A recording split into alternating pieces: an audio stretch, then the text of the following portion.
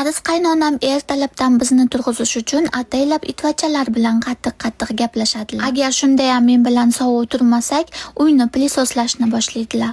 Pilisos shovqiniga sovuq yugurib chiqib oladi. Men bo'lsa soat 9 gacha kutib keyin sekin chiqaman. Chunki sovuqni bog'chasiga tayyorgarlikni 10 minutning ichida tugatib qo'yaman. 19 oylik bolam oddiy sutni ta'mini haligacha yoqtirmaydi. O'zi yosh bolachalar necha yoshidan sut ichadi, kommentariyaga yozib keting. Bugun ham qaynonam bizni erta turg'izib olganiga nima qilishni bilmasdan qaynonamga olma archib berdim. Qaynonam esa archigan olmamdan itvachasiga to'g'rab berdilar. Shunaqa to'rtburchak sirdan chips tayyorlashni bilasizmi? Nafaqat yosh bolachalarga, balki-da kattalarga ham juda yoqsa kerak. Shuna qilib kichkina bo'laklarga bo'lib, mikrovolnovkaga 1 minutga solib qo'ysangiz tayyor bo'ladi. Sovuqga olib borib bermoqchi edim, sovuqni qilayotgan ishini qaranglar. Orqasidan kakashkasi chiqmay turgan bolaga o'xshab sakrashni qaranglar.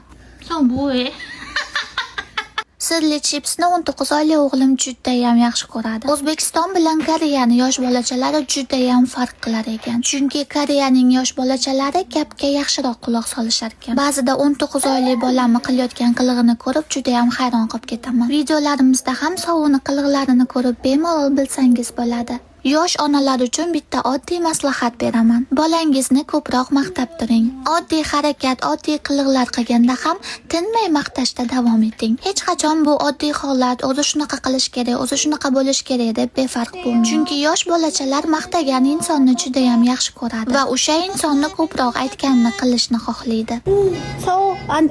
손, 엄마 손 주세요. 손.